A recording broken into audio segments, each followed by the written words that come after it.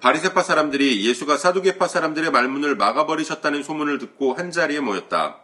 그리고 그들 가운데 율법교사 하나가 예수를 시험하여 물었다. 선생님, 율법 가운데 어느 계명이 중요합니까? 예수께서 그에게 말씀하셨다. 내 마음을 다하고 내 목숨을 다하고 내 뜻을 다하여 주 너의 하나님을 사랑하여라 하였으니 이것이 가장 중요하고 으뜸 가는 계명이다. 둘째 계명도 이것과 같은데 내 이웃을 내 몸과 같이 사랑하여라 한 것이다. 이 두 계명에 온 율법과 예언서의 본뜻이 달려있다. 바리새파 사람들이 모였을 때에 예수께서 그들에게 물으셨다. 너희는 그리스도를 어떻게 생각하느냐? 그는 누구의 자손이냐? 그들이 예수께 대답하였다. 다윗의 자손입니다. 예수께서 다시 그들에게 말씀하셨다. 그러면 다윗이 성령의 감동을 받아 그를 주님이라고 부르면서 말하기를 주님께서 내 주께 말씀하셨다. 내가 내 원수를 내 발 아래 굴복시킬 때까지 너는 내 오른쪽에 앉아 있어라 하였으니 이것이 어찌 된 일이냐? 다윗이 그리스도를 주라고 불렀는데 어떻게 그리스도가 그의 자손이 되겠느냐? 그러자 아무도 예수께 한마디도 대답하지 못했으며 그날부터는 그에게 감히 묻는 사람도 없었다. 아멘. 3월 21일 화요일 오늘의 매일 성경 본문 말씀은 마태복음 22장 34절로 46절까지의 말씀입니다. 예수님께서 사두개인들과 논쟁하시면서 그들의 입을 막아버리셨다라는 소문이 들렸습니다. 그러자 이번에는 바리새인들이 예수님을 시험하기 위해서 모였습니다. 그들 중 율법교사 한 사람이 일어나서 예수님께 묻습니다. 율법 중에 가장 중요한 계명이 무엇입니까? 613가지의 계명을 지키면서 그것을 가르치던 율법교사가 예수님께 이것을 질문한 것은 그가 중요한 것을 알지 못해서 하는 질문이 아닙니다. 예수님을 시험하여서 예수님이 잘못 대답하면 그것으로 예수님을 트집잡기 위한 그러한 질문이었습니다. 그들이 613가지의 아주 복잡한 아주 많은 계명들을 지키고 있었지만 예수님은 아주 짧고 간결하게 대답을 하십니다. 너의 하나님을 사랑하라고 하는 것이 가장 큰 첫째 되는 계명이고 또 너의 이웃을 사랑하라고 하는 것이 바로 두 번째 가장 큰 계명이다.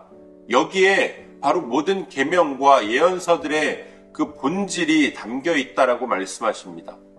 사람이 어느 한 분야의 전문가가 되어서 그것을 제대로 아는지 모르는지를 시험해 보려면 그가 아는 것을 아주 쉽게 초등학생도 이해할 수 있는 쉬운 말로 설명해 보라고 하면 그 사람이 정말 그것을 제대로 알고 있는지 그것의 전문가인지를 알 수 있습니다.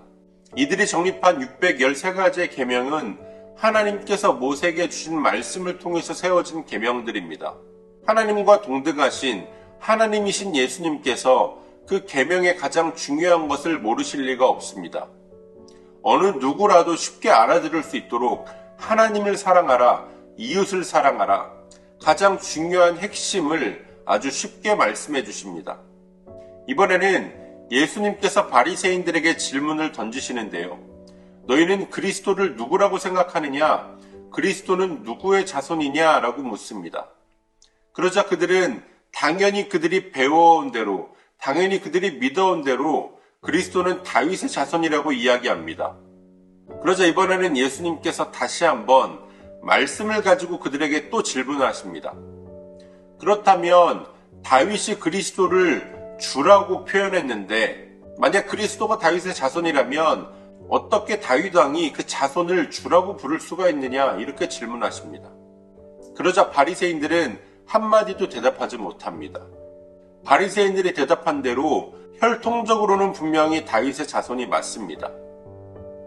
그러나 다윗이 자신의 자손인 그리스도를 주라고 표현하는 것은 이 그리스도, 예수님이 혈통적으로만 태어나신 것이 아니라 성령으로 하나님께서 성육신하셔서 이 땅에 오신 분이시기 때문에 그렇습니다. 앞서 말씀에서 바리새인들이 예수님에게 당신이 어떠한 권위로 이러한 일들을 행하냐는 질문을 했습니다. 예수님께서 거기에 대해서 직접적으로 대답하시지는 않으셨지만 오늘 이 말씀을 통해서 예수님은 간접적으로 자신의 권위가 어디에서 온 권위인지를 말씀해주고 계신 겁니다.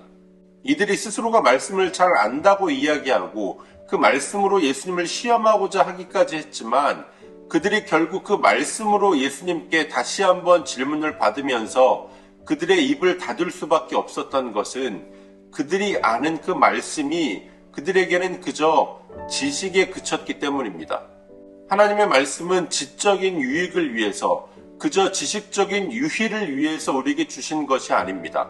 그저 그것을 많이 알고 그것을 가지고 사람들을 판단하기 위해서 주신 것이 아닙니다. 율법으로 예수님을 시험하려는 그들의 마음 가운데에 이웃을 사랑하는 마음을 찾아볼 수 없습니다. 그들에게서 이웃을 사랑하는 마음을 찾을 수 없다는 것은 다시 말하면 그들이 하나님을 사랑하라고 하는 첫 번째 계명에도 알맞게 살아가지 못하고 있다는 겁니다.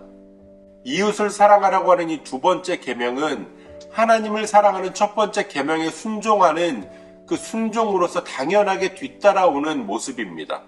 하나님을 사랑하고 하나님을 사랑하기에 하나님의 마음으로 이웃들을 사랑하고 이웃들뿐만 아니라 원수까지도 사랑하게 되는 것, 그것이 정말로 우리에게 주신 하나님 사랑과 이웃 계명을 충실하게 살아내는 그러한 삶입니다.